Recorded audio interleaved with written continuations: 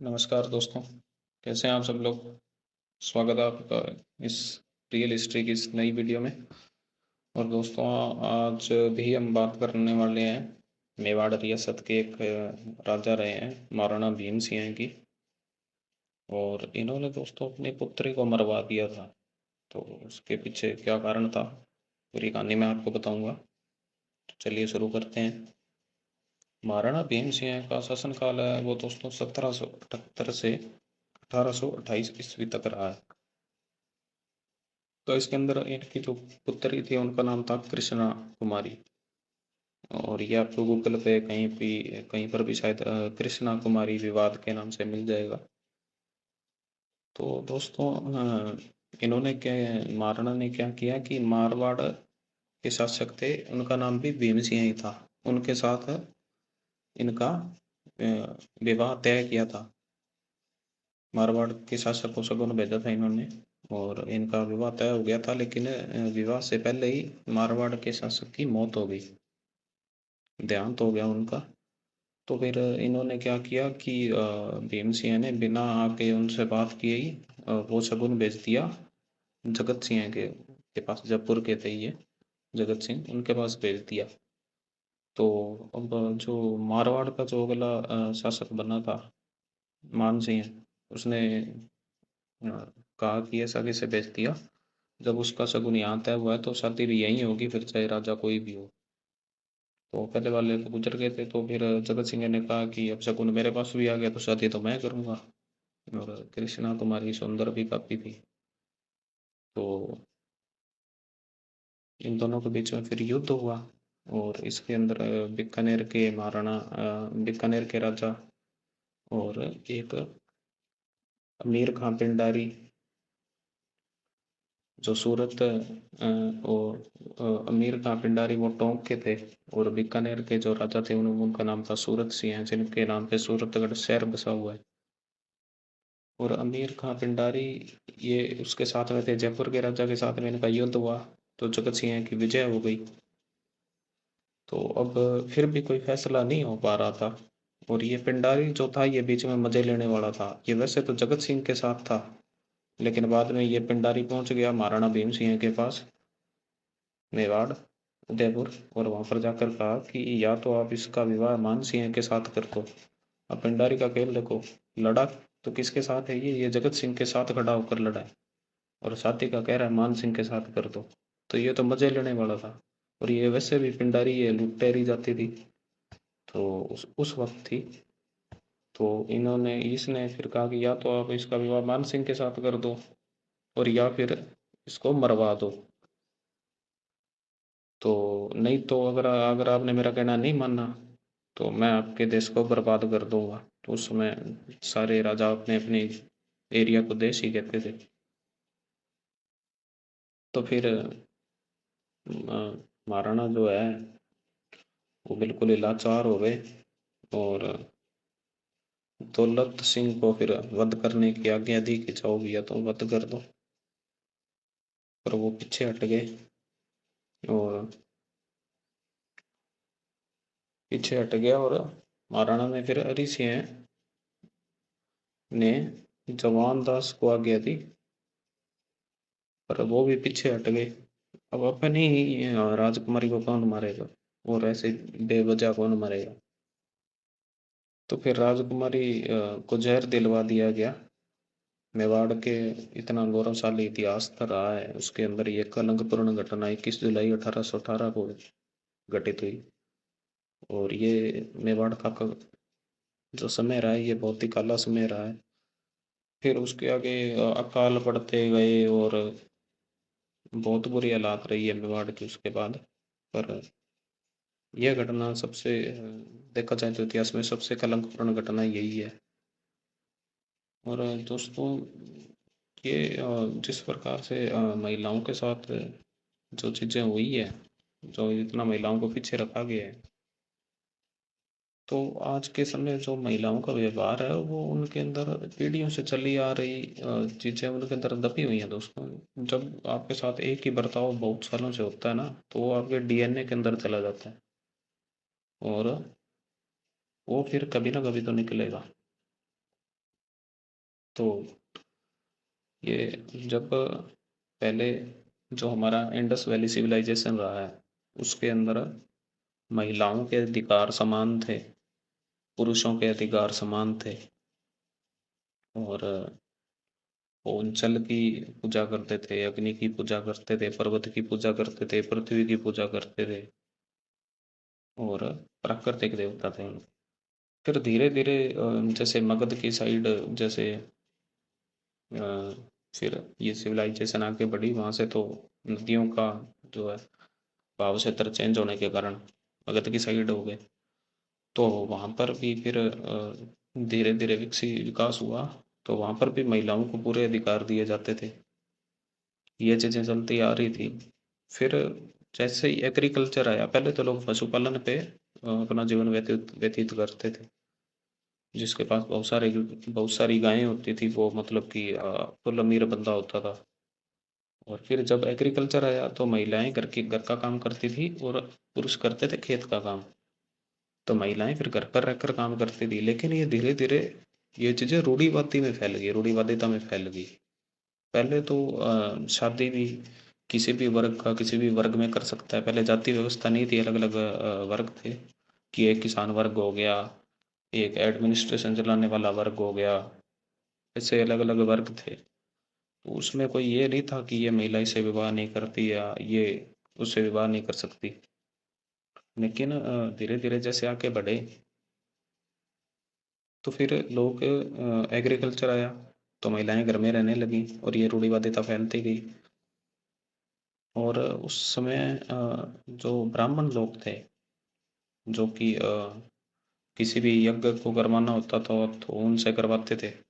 अब वो फिर अपने हिसाब से चीज़ें नोट डाउन करने लगे शास्त्रों के अंदर अलग चीज़ों में। तो उन्होंने भी काफ़ी रूढ़िवादिता फैलाई, जैसे कि वो अब धीरे धीरे ये यज्ञ का कल्चर इतना ज़्यादा फैल गया था कि कोई भी छोटा सा यज्ञ अगर किसान को करवाना है या राजा को करवाना है तो वो मन मर्जी से चीज़ें मांगता था और गायों की बलि मांगता था। मतलब बलि वैसे नहीं कि काटना, लेकिन वो ऐसे बलि मांगता था कि मुझे दो। वो लेकर जाता था गायें या जो भी चीज़ें वो मांगता था उस वक्त। तो ये चीज़ें बहुत ज़्यादा हो गई थी। और धीरे धीरे पहले ये सिस्टम नहीं था कि केवल ब्राह्मण ही करेगा सारा कुछ। बाद में ये चीज़ें धीरे धीरे कहते थे कि ये ब्राह्मण ही करेगा और कोई नहीं कर सकता। फिर धीरे धीरे तो फिर उसको रोकने के लिए आया बुद्ध धर्म। फिर सिद्धार्थ जो गौतम बुद्ध है उन्होंने इस चीज़ को रोका। फिर बुद्ध धर्म का बहुत प्रचार हुआ, काफ़ी प्रचार हुआ, लेकिन बुद्ध के जाने के बाद भी बौद्ध भिक्षु जो थे वो भी पंडितों की तरह ही होने लग गए थे। उन्होंने भी अपने अलग अलग महायान और हीनयान अलग अलग बना लिए थे समुदाय। और बुद्ध जब जीवित थे उन्होंने पहले ही कह दिया था कि मेरे जाने के लगभग 500 साल बाद ये सब बिखर जाएगा। और वही हुआ, महायान हीनयान बने। और जितने भी बाहर से आए, किसी ने बुद्ध धर्म अपनाया, किसी ने हिंदुत्व और किसी ने सनातन धर्म अपनाया। हिंदू तो खैर जगह का नाम है, हम आजकल हिंदू को जाति का नाम देते हैं, लेकिन हिंदू एक जगह का नाम है। और इस इन सब के अंदर जब बुद्ध धर्म आया, अशोक जब सम्राट बने, तो महिलाओं को फिर से आज़ादी मिली। महिलाएं फिर से सारे कामों में भागीदारी लेने लगी और महिलाएं सबके साथ रहने लगी। लेकिन बाद में फिर से अशोक चले गए कुछ सालों बाद। तो फिर से जब हालांकि ऐसा नहीं है कि अशोक ने हिंदू धर्म को दबा दिया या नहीं, उन्होंने बिल्कुल नहीं दबाया। लेकिन उन्होंने बुद्ध धर्म का भी काफ़ी प्रचार किया और सबको आज़ादी दी। और उन्होंने अपनी बेटी को भी बुद्ध धर्म का प्रचार करने के लिए भेजा कि तुम जाओ प्रचार करो। तो इससे पता चलता है कि महिलाओं को तब कितनी ज़्यादा आज़ादी थी। अगर वही आज़ादी हमेशा से रहती तो आज हम हमारे राजस्थान, अगर हम मैं कहूँ एक एरिया बिहार हो गया या कुछ एरियाज हैं जिसमें लिटरेसी रेट आज भी बहुत कम है महिलाओं का। और महिलाओं के अंदर आज जो ये ज़्यादा सोचने की, ओवर थिंकिंग की जो चीज़ें देखती हैं, तो ये तब से चली आ रही हैं जब से उन्हें अंदर रखना शुरुआत की है। बहुत उत्पीड़न होता था उनका। मैं गांव से हूँ, मैं जानता हूँ। आजकल शहरों में नहीं होता और ये बहुत अच्छी बात है। क्योंकि एक बार तो अगर उनको आज़ादी मिलेगी तो वो थोड़ा तो ज़्यादा करेंगे, लेकिन वो धीरे धीरे भी दूसरों की तरह ही सही हो जाएगी। तो राजस्थान के अंदर लिटरेसी रेट अगर 2011 की जनगणना के हिसाब से देखा जाए तो महिलाओं का है 53, हाँ सॉरी 52 था शायद उस वक्त लिटरेसी रेट पढ़ने का, कि पढ़ी लिखी जो कि महिलाएं लिखना जानती हैं और पढ़ना जानती हैं, उसके हिसाब से लिटरेसी रेट निर्धारित होता है। तो वो था महिलाओं का 52। केरल का सबसे ज़्यादा था 91%। आज हमारा ज़्यादा से ज़्यादा हो गया था, हो गया होगा 60%। तो वहाँ पे केरल में होगा पूरा 100 में 100। हमसे तो बिहार भी आगे निकल गया था बाद में, भी हमसे बिहार आगे है लिटरेसी रेट में महिलाओं हम मामले में।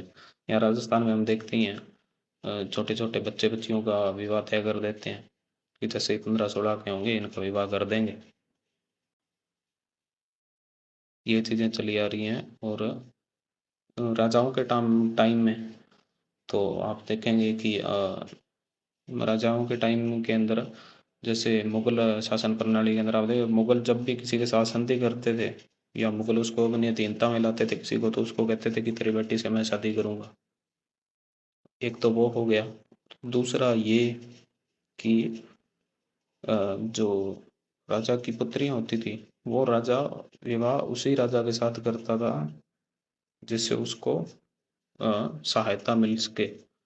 वो चाहता था वो उसके अंदर उसकी मैं मेडिवल इंडिया की बात कर रहा हूँ। मेडिवल इंडिया के अंदर वो राजा की बेटी की नहीं चलती थी, राजा की चलती थी कि हाँ भी तेरी शादी इसी से होगी, और बेटी से पहले पूछा भी नहीं जाता।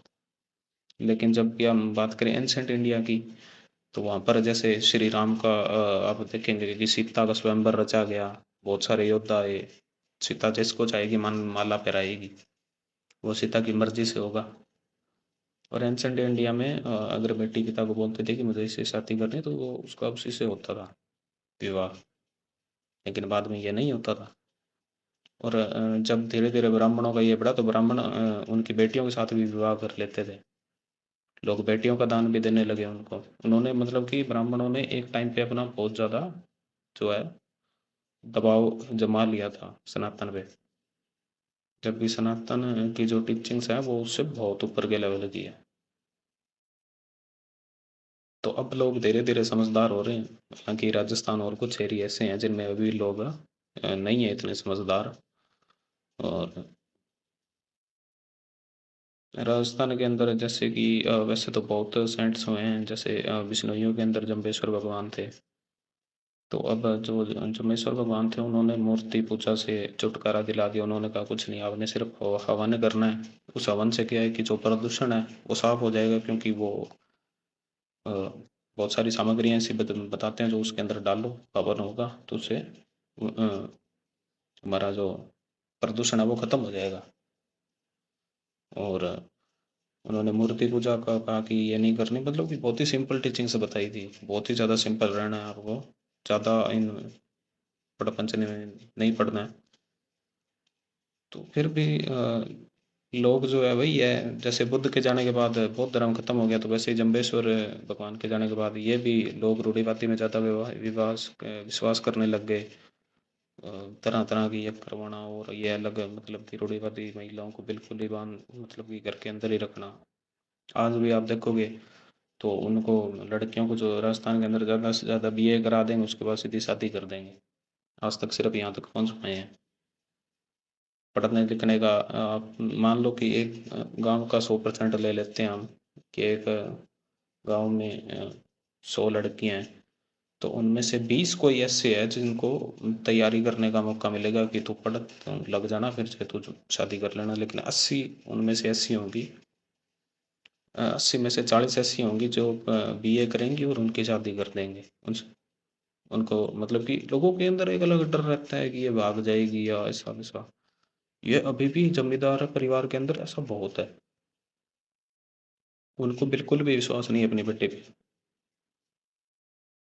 और जो बाकी जो 40% है वो तो हैं बेचारे गरीब, तो वो तो वैसे भी नहीं पढ़ा पाते। अब राजस्थान में तो अलग अलग एरियाज हैं जहाँ फसलें होती हैं। आप उदयपुर में ही देख लो, उदयपुर के अंदर जो शहरी एरिया है और जो पत्थर की जो माइंस हैं उनको छोड़ दें, तो आप इधर कहीं भी जाएंगे तो सारा सूखा पड़ा है, पत्थर है वहाँ पे। बारिश आती है, ज़्यादा से ज़्यादा घास उग जाता है, फसल वहाँ पे होती नहीं। तो यहाँ पे सिर्फ पशुपालन से काम चलता है। तो वो क्या पढ़ा लेंगे, क्या वो कर लेंगे? सरकार इनको लिए मनरेगा योजना के अंदर 100 दिन एक्स्ट्रा दे रही है, तो उस 100 दिन एक्स्ट्रा से क्या हो जाएगा? वो फिर अपने बच्चों को स्कूल नहीं भेजते, वो सोचते हैं कि साथ में इसको दिहाड़ी करवाएंगे तो कुछ 200 रुपये आएंगे। वो तो अपना जीवन यापन देख रहे हैं, पढ़ने लिख लेंगे तो उनकी फिर वो लंबी सोच ही नहीं जा रही। चलो दोस्तों, वीडियो लंबी हो रही है, इस टॉपिक के ऊपर एक दिन अलग से वीडियो लेकर आऊँगा मैं। थोड़ा मैं ज़्यादा ही बोल गया। तो आपको वीडियो अच्छी लगी हो तो लाइक करें, सब्सक्राइब करें, शेयर करें। धन्यवाद।